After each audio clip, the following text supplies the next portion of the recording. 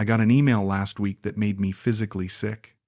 It wasn't the first story like this I've heard, but it was, without question, the most detailed, most devastating, and most brutally honest account of financial and emotional betrayal I've ever come across.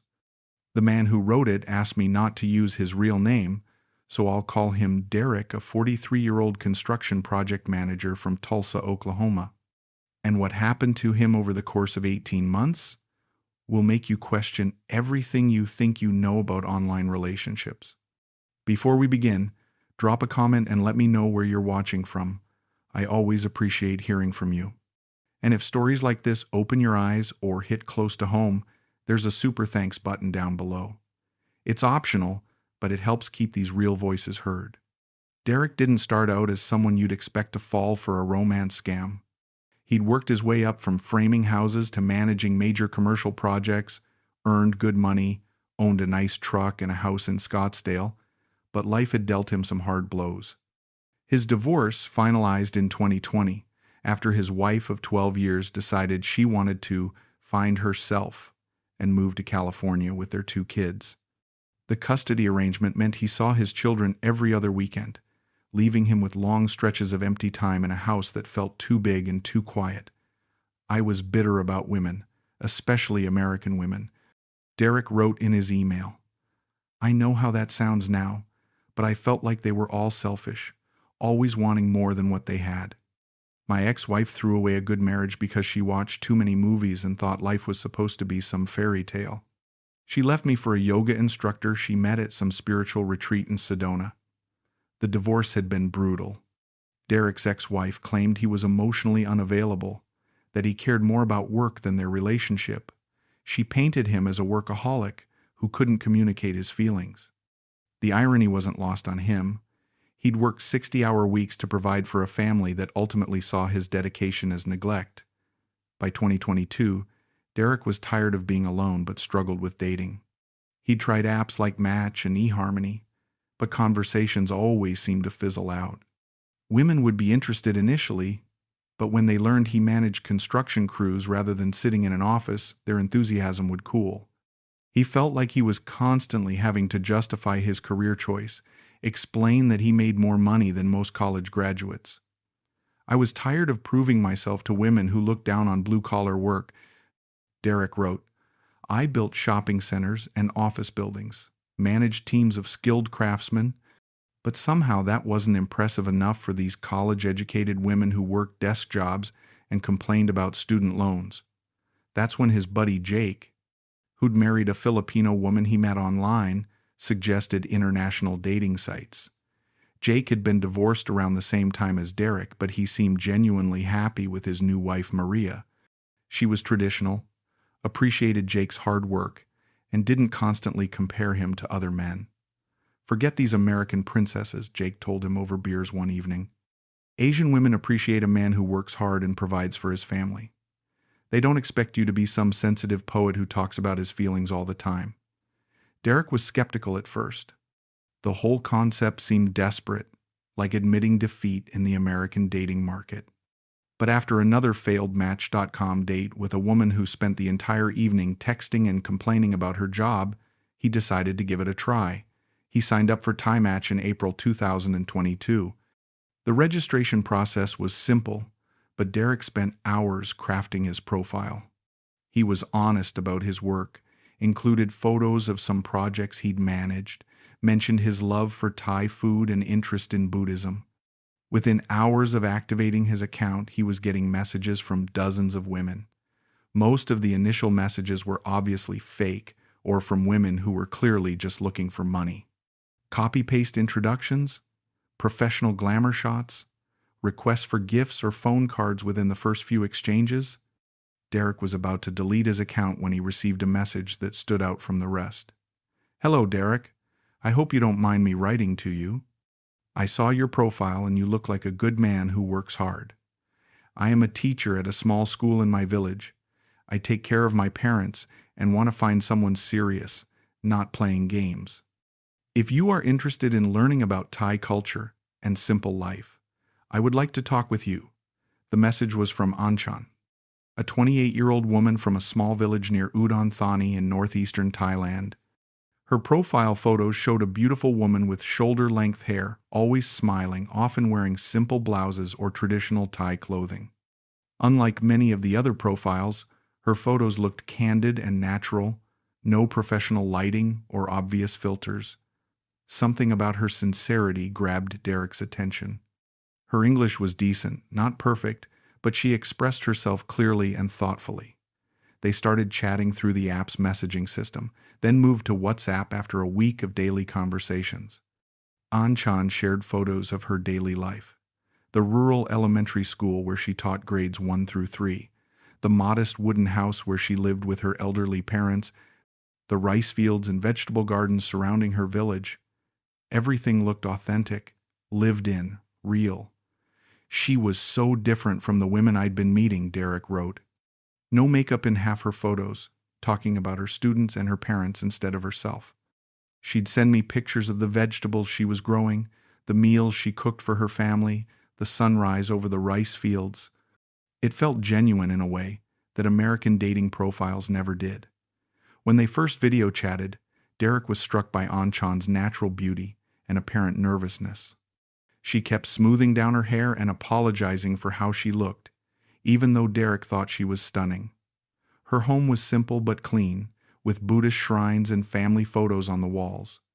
He could hear roosters crowing and dogs barking in the background, painting a picture of rural life that seemed worlds away from his suburban Tulsa existence. The video calls became the highlight of Derek's day. He'd finish work around 5 p.m. Arizona time, which was perfect for catching Anchan in the morning before she left for school.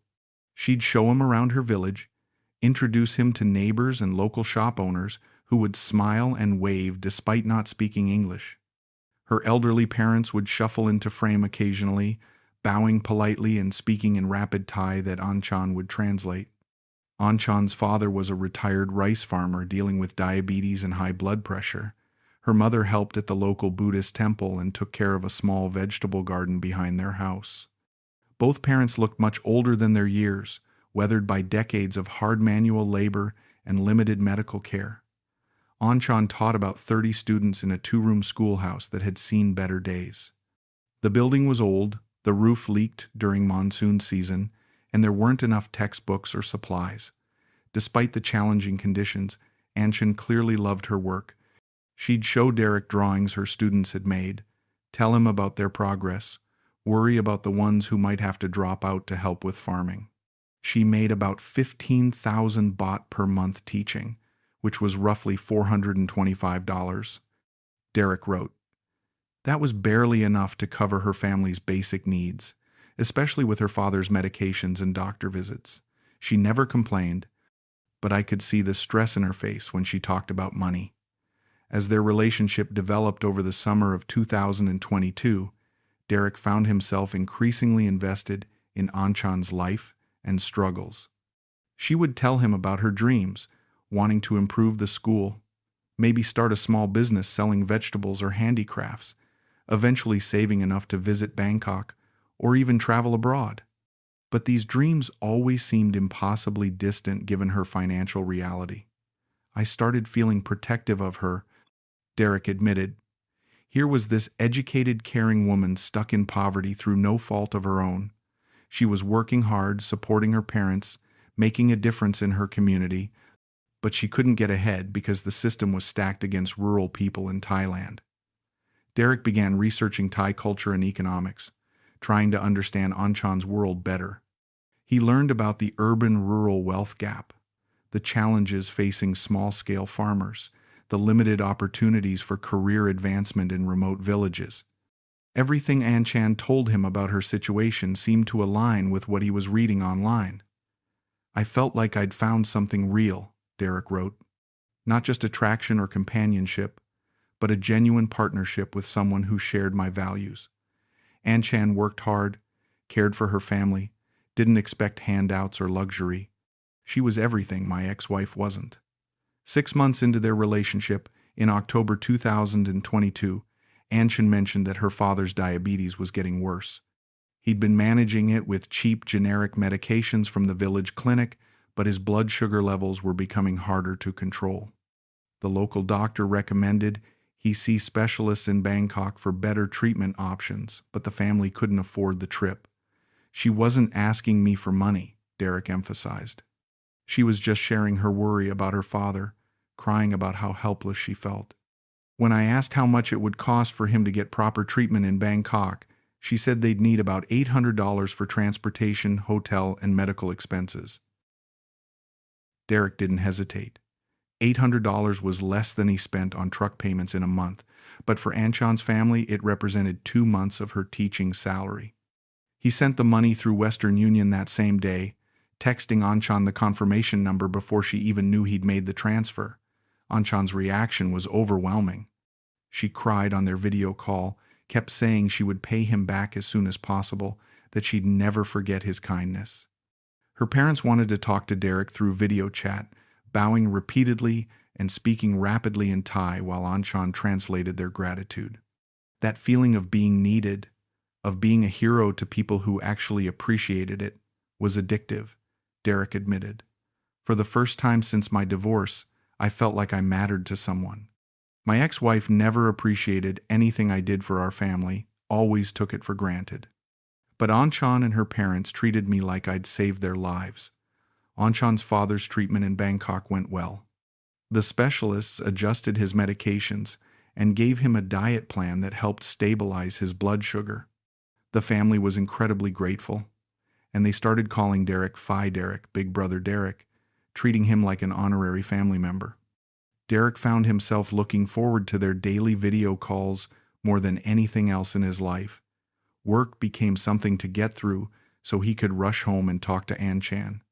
Weekends were for longer conversations, virtual tours of her village, and planning for their eventual meeting in person. 3 months later, in January 2023, there was another crisis. The provincial education department was facing budget cuts, and several rural schools were going to lose teachers.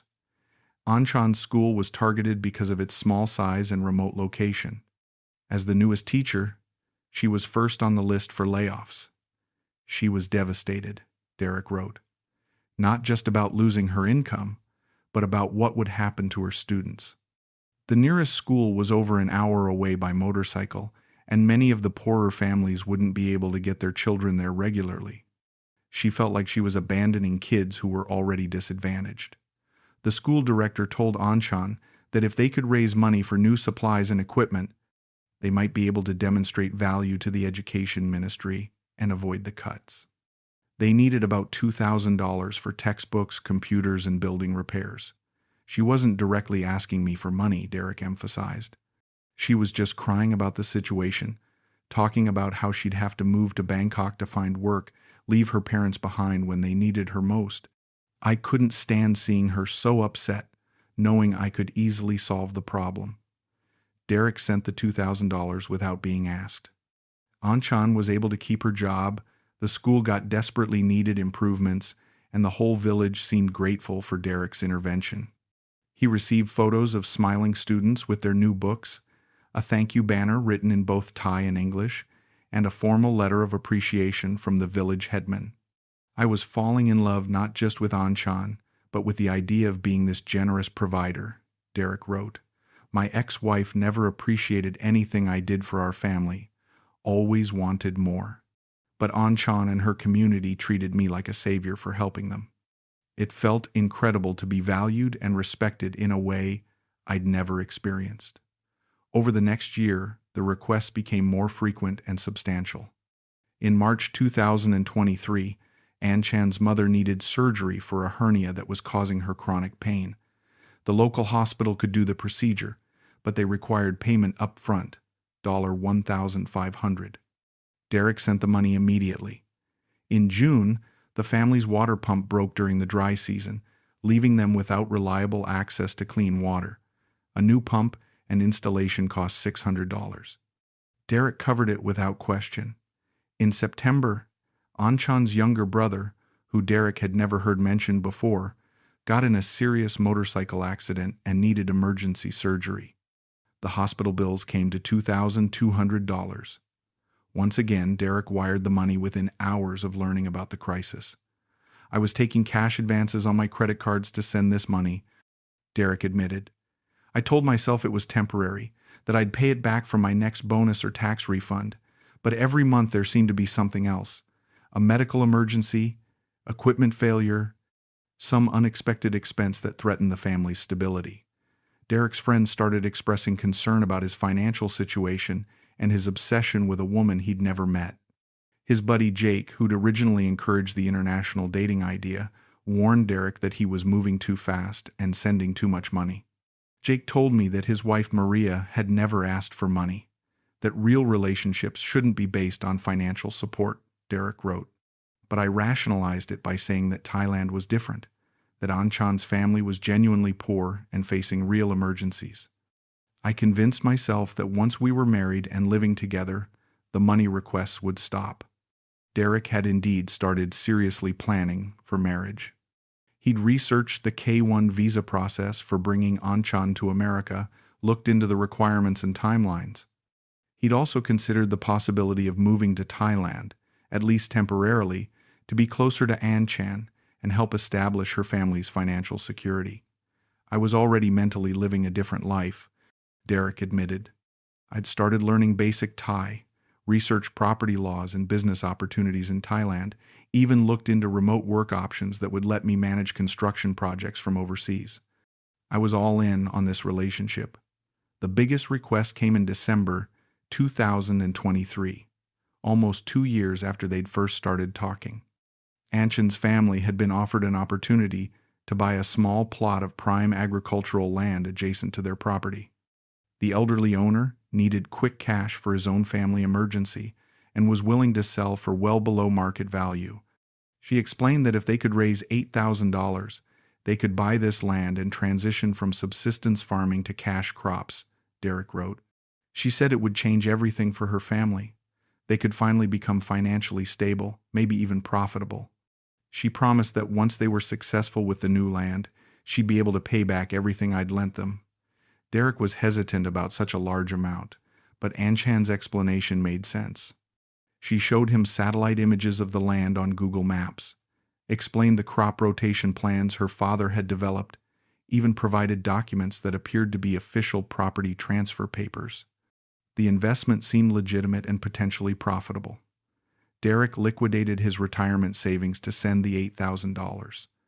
By this point, he'd sent over $25,000 in less than 2 years, but he convinced himself it was an investment in their shared future. They'd been talking about marriage more seriously, setting tentative dates for Derek to visit Thailand and meet Anchan's family in person. I was living on credit cards and eating ramen noodles so I could send money to Thailand, Derek wrote. I'd downsized my cable package, stopped going out with friends, canceled my gym membership, anything to free up cash for Anchan's family emergencies. But I told myself it was temporary sacrifice for long-term happiness.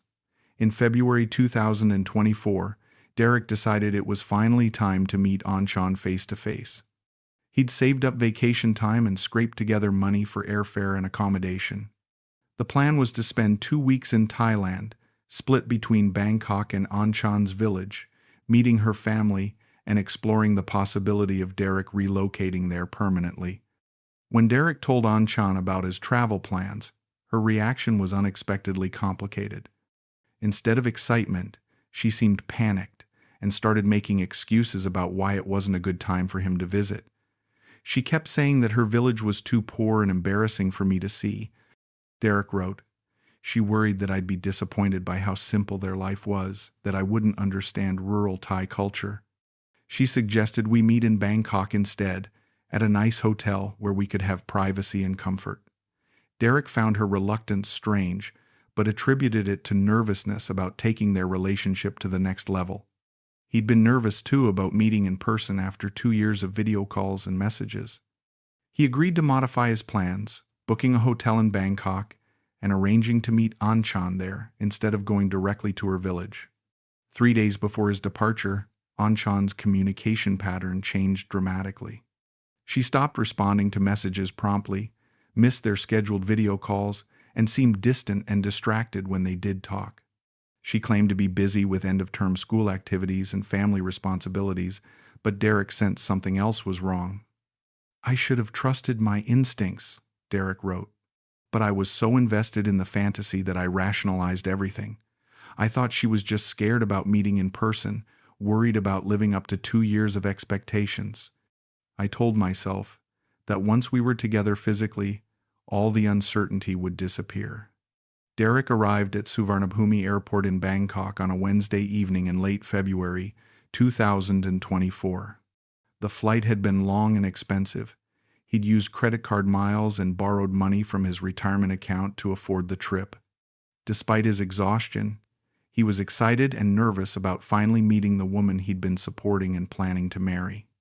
Anchan was supposed to meet Derek at his hotel in central Bangkok the next morning at 10 a.m. Derek waited in the lobby, checking his phone constantly, but she never appeared. Her WhatsApp showed that she was online and receiving his messages, but she wasn't responding. Her phone went straight to voicemail when he tried calling. By afternoon, Derek was panicking. He'd traveled halfway around the world to meet this woman, spent thousands of dollars he couldn't afford, and she'd simply vanished. He considered the possibility that something terrible had happened to her, but her continued online presence suggested otherwise. I spent that first day in Bangkok convinced that there was some reasonable explanation, Derek wrote. Maybe she'd had a family emergency. Maybe she was sick. Maybe there was some cultural misunderstanding I wasn't grasping. I couldn't accept that she was deliberately avoiding me. By the second day, with still no real communication from Anchan, Derek made a desperate decision. He hired a local guide and translator through his hotel concierge, a middle-aged Thai man named Somchai who spoke excellent English and had experience helping foreigners navigate bureaucratic and personal problems. Derek explained the situation to Somchai, showing him photos of Anchan's village and family that he'd collected over 2 years of video calls. Somchai looked concerned but agreed to help Derek find her. The drive from Bangkok to Udon Thani would take about 5 hours, but Derek was determined to get answers. The drive gave me time to think, and for the first time I started questioning everything, Derek wrote. I kept remembering little inconsistencies, photos that didn't quite match from one conversation to another, stories that changed slightly over time, explanations that seemed a bit too convenient. But I'd pushed those doubts away because I didn't want to face the possibility that I'd been played for a fool. Somchai tried to prepare Derek for different scenarios. He explained that romance scams targeting foreign men were unfortunately common, that some Thai women had developed sophisticated methods for extracting money from lonely foreigners. He also mentioned that cultural differences could create genuine misunderstandings, that what seemed like deliberate deception might be miscommunication. Somchai was gentle but honest about the possibilities. Derek wrote. He said that in his experience helping other foreigners, the women who avoided in-person meetings usually had something to hide. But he also said that some women were genuinely shy or scared about meeting foreign men, especially in their home villages where they might face gossip or judgment.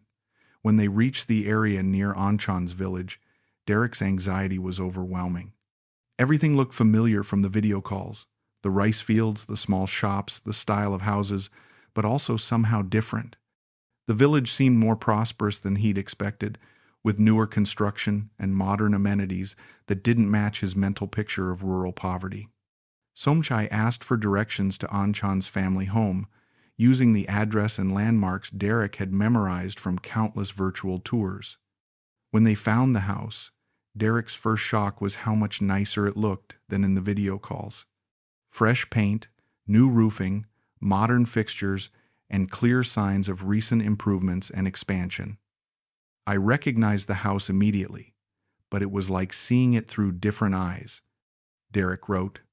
Instead of the humble dwelling I'd been shown on video calls, it looked like a middle-class family home with obvious recent upgrades. My heart started sinking before we even knocked on the door. Somchai knocked and spoke in Thai to an elderly woman who appeared to be Anchan's mother. Derek recognized her face, but she looked healthier and better dressed than in the video calls. She kept glancing at Derek with an expression he couldn't quite read, not hostile but definitely uncomfortable. Through Somchai's translation, Derek learned that Anchan wasn't home. She was busy with her husband and children, according to her mother. When Derek asked what husband, The woman looked confused, as if Derek should already know about Anchan's family situation. The blood drained from my face when Somchai translated that, Derek wrote. I asked him to double-check, thinking there might be some translation error. But the woman was clear. Anchan had been married for 4 years and had 2 young children. The full truth emerged slowly through careful questioning by Somchai. Anchan had never been a teacher at the local school. She worked part-time at a shop in town and spent most of her time managing what had become a fairly successful small farming operation. She'd been married since 2020 to a local man who worked in construction, and they had a 6-year-old daughter and 4-year-old son. The land I'd helped them buy wasn't some desperate necessity to escape poverty. Derek wrote, it was an expansion of an already profitable business. My money had helped them upgrade their house, buy new farming equipment, send their children to a better school in town, and basically improve their entire standard of living. Anchan's mother seemed genuinely uncomfortable with the conversation. She kept saying that Anchan was a good person who cared about Derek, but she also acknowledged that Anchan had never intended to leave her husband and children. In the mother's understanding, Derek was a generous foreign friend who wanted to help their family improve their situation. The cultural disconnect was mind-blowing, Derek wrote. What I saw as a romantic relationship leading to marriage, Anchan's family saw as a friendship with financial benefits. The money I thought were loans were gifts in their minds. We'd been living in completely different realities for 2 years. Somchai managed to reach Anchan by phone. She was reluctant to talk but eventually agreed to explain her perspective through the translator. She insisted that she cared about Derek and was grateful for his help, but she'd never promised to marry him or leave her family. She claimed that she'd tried to discourage him from visiting because she knew he would be hurt by the truth. She said she never lied about loving me, but her definition of love was different from mine, Derek wrote. In her mind, she could love me as a friend and benefactor while being married to someone else. The concept of exclusive romantic love leading to marriage wasn't part of her framework for our relationship. Anchan refused to meet Derek in person, saying she was too ashamed and didn't want to cause more pain. She offered to return some of the money he'd sent, but Derek realized that would be meaningless. The money was gone, spent on improvements and investments that couldn't be undone. I stood there in that village, looking at this nice house that my money had helped build, and I felt like the biggest fool in the world, Derek wrote. I'd been sending money to a married woman who was using me to upgrade her family's lifestyle while I was going into debt believing I was helping the woman I was going to marry. The drive back to Bangkok was his debt. Longest 5 hours of Derek's life. Somchai tried to be supportive, explaining that Derek wasn't the first foreign man to be deceived in this way, that the scammers were often sophisticated and psychologically manipulative, but Derek felt too humiliated to be comforted. I kept replaying every conversation, every video call, every transfer of money, Derek wrote. The signs had been there all along. The perfectly timed emergencies, the deflection whenever I suggested visiting, the way she'd changed the subject when I talked about our future together. I'd ignored everything that didn't fit my fantasy. Derek flew back to Tulsa 2 days later, having accomplished nothing except confirming his worst fears. He'd spent over $3,000 on the trip, money he'd borrowed and couldn't afford to lose. Combined with the money he'd sent Anchan over 2 years, his total losses exceeded $40,000. The financial devastation was immediate and crushing, Derek wrote. I had maxed out credit cards, an empty retirement account, and monthly payments I could barely make. I had to sell my truck and trade down to an older model, move to a smaller apartment, and take on extra weekend projects just to stay afloat. But the emotional devastation was worse than the financial impact. Derek fell into a deep depression, questioning every decision he'd made over the past 2 years. He'd isolated himself from friends and family, neglecting his health and social life to focus on a relationship that had never been real. I couldn't tell anyone what had happened, Derek wrote. The shame was overwhelming. How do you explain that you sent $40,000 to a married woman in Thailand based on video calls and text messages? How do you admit that you were so desperate for love that you ignored every red flag and warning sign? Derek's recovery process was slow and painful. He eventually sought therapy, partly to deal with his depression, but mainly to understand how he'd been so thoroughly manipulated. His therapist helped him see that his loneliness and bitterness after his divorce had created vulnerabilities that Anchan had expertly exploited. I wanted to believe that somewhere out there was a woman who would appreciate me for who I was, Derek wrote. Someone who valued hard work and loyalty over education and career prestige. Anchan was smart enough to play that role perfectly. She never directly asked for money, just shared her problems and let me offer solutions. She made me feel like a hero while systematically draining my bank account. The therapy sessions revealed patterns Derek hadn't recognized. Every emergency had been perfectly timed for when Derek received bonuses or had extra money available. The amounts requested were always just within his financial capacity, enough to strain his budget but not impossible to manage. The gratitude and emotional manipulation that followed each transfer had reinforced his desire to help and be needed. She was playing a long game, Derek realized, building emotional dependence and financial commitment gradually over time. If she'd asked for $25,000 up front, I would have said no. But spread over 2 years, with each request seeming reasonable and urgent, I barely noticed how much I was sending. Derek spent 18 months rebuilding his financial life. He worked overtime, took on consulting projects, and lived like a monk to pay off his credit card debt and rebuild his retirement savings. The process was humbling but also clarifying. He realized how much he'd been living beyond his means even before meeting Anchan. The forced financial discipline was actually good for me, Derek admitted. I learned to live within my budget, to save money instead of spending impulsively, to think carefully before making major financial decisions. Skills I should have developed years earlier. More importantly, Derek had to rebuild his ability to trust and form genuine relationships. The experience with Anchan had left him paranoid and cynical about women's motives, particularly online dating. His therapist helped him understand that while his caution was understandable, complete isolation wasn't healthy either. I had to learn the difference between reasonable caution and self-destructive paranoia, Derek wrote. Yes, I'd been manipulated and deceived, but that didn't mean every woman was a potential scammer.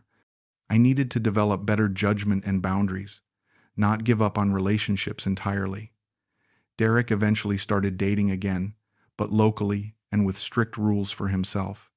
No sending money under any circumstances, no long-distance relationships, no major emotional investments without significant in-person time together. He focused on building friendships first, then seeing if romantic connections developed naturally. I met Sarah at a community college construction management course I was teaching, Derek wrote. She was a divorced mother of one, working in project administration, trying to understand the field better.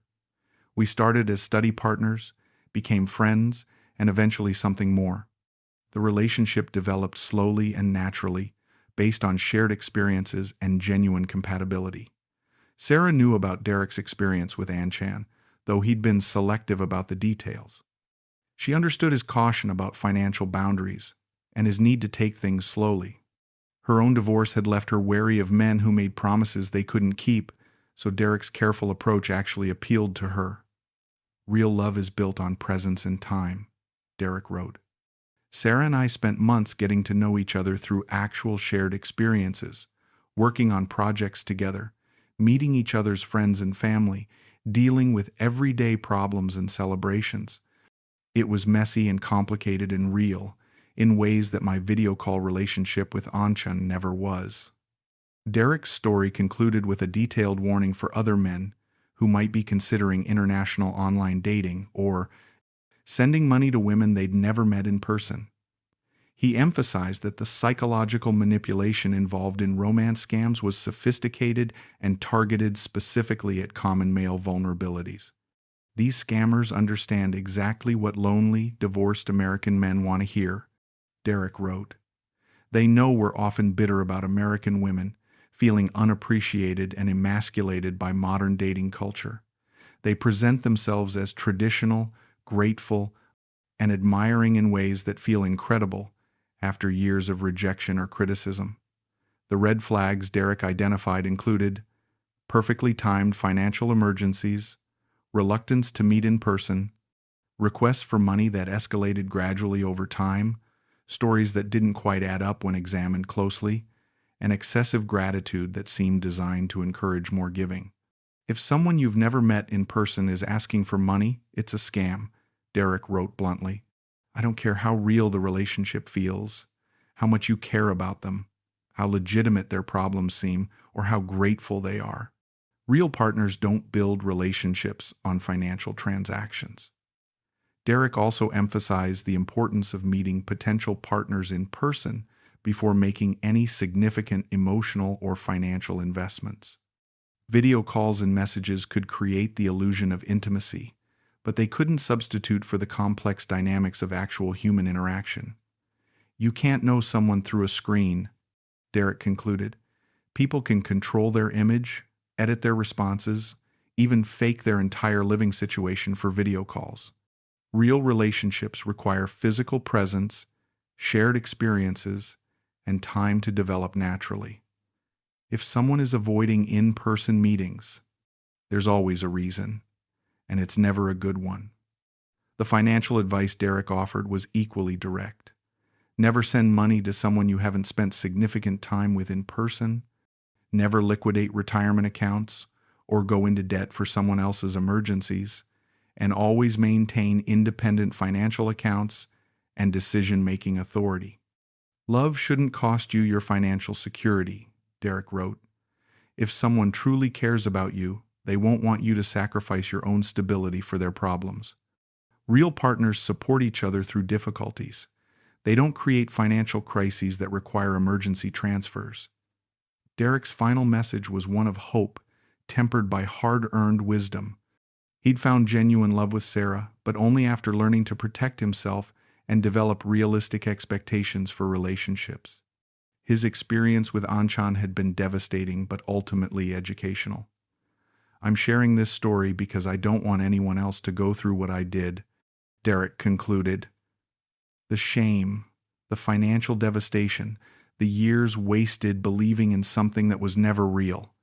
If my stupidity can save even one person from sending their life savings to a stranger, then maybe it was worth something. The broader lesson from Derek's experience extends beyond romance scams to the dangers of digital relationships in general. Our connected world makes it easier than ever to form intense emotional bonds with people we've never actually met. But it also makes it easier for manipulative individuals to exploit our need for connection and validation. Technology has changed how we meet people, but it hasn't changed what real relationships require, Derek reflected. Trust, intimacy, and love still need to be built through shared experiences, physical presence, and time. You can't download genuine connection or wire transfer authentic affection. Real love happens in person, in real time, through the messy complications of actual human interaction. Derek's story serves as both a cautionary tale and a roadmap for recovery. His honesty about the psychological vulnerabilities that made him susceptible to manipulation, the gradual escalation of financial requests, and the long process of rebuilding his life provides valuable insights for anyone who might be tempted to send money to someone they've met online. The shame and isolation that Derek experienced are common among romance scam victims, but his eventual recovery and ability to form a healthy relationship demonstrate that healing is possible. The key is understanding what went wrong, developing better boundaries and judgment, and gradually rebuilding the capacity for trust without sacrificing appropriate caution. I learned that being careful doesn't mean being cynical, Derek wrote. I can protect myself from scammers while still being open to genuine connection. The difference is taking time, requiring in-person interaction, maintaining financial boundaries, and trusting my instincts when something doesn't feel right. Real love doesn't require you to ignore warning signs or compromise your security. Derek's experience with Anchan cost him $40,000, and nearly 2 years of his life, but it also taught him valuable lessons about authentic relationships, financial responsibility, and self-protection. His recovery and eventual happiness with Sarah prove that even devastating betrayals can become opportunities for growth and better decision-making. The story ultimately demonstrates that while online platforms can facilitate meeting potential partners, they cannot substitute for the time, presence, and shared experiences that real relationships require. Derek's hard-learned wisdom serves as a warning for others who might be tempted to send their hearts and their money to someone they've never actually met.